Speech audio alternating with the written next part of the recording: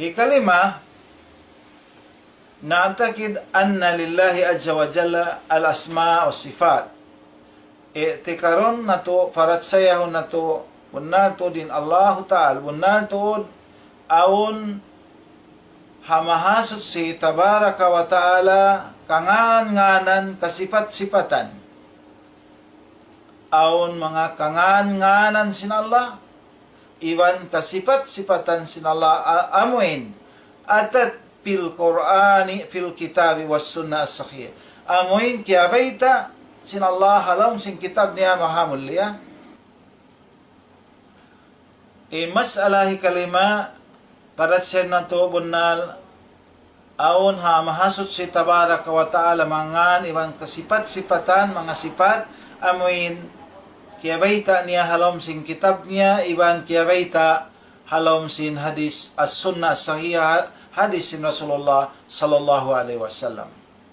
Iban parat sayo na to, bunato din siya, Allah mahasot si tabaraka wa ta'ala, aon mga kasipat-sipatan niya amoyin tumob kaniya.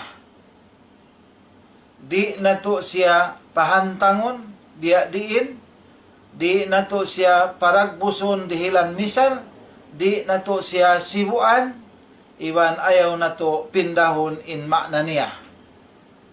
Sa mga gawa bunal tuod, isbatun nato doon kanya in sipat, amuin, isbat niya, piagngan niya, piagsipat niya, hajat niya, tabaraka wa ta'ala.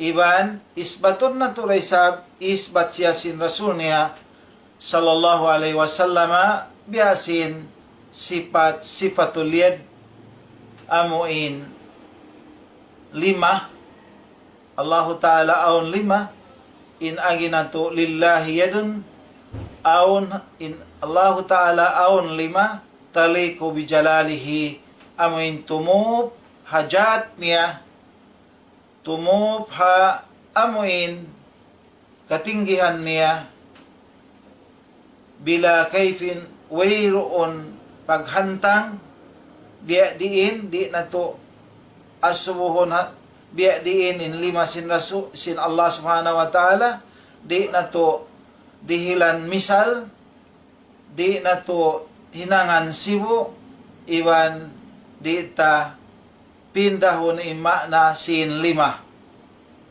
iwan ayaw pasibuon hamanga kalima-limahan sin mga makhluk pia panjari sin Allah subhanahu wa ta'ala sa magawa isbaton doon kaniya parat sayahon aun lima sin Allah tumu hajat niya.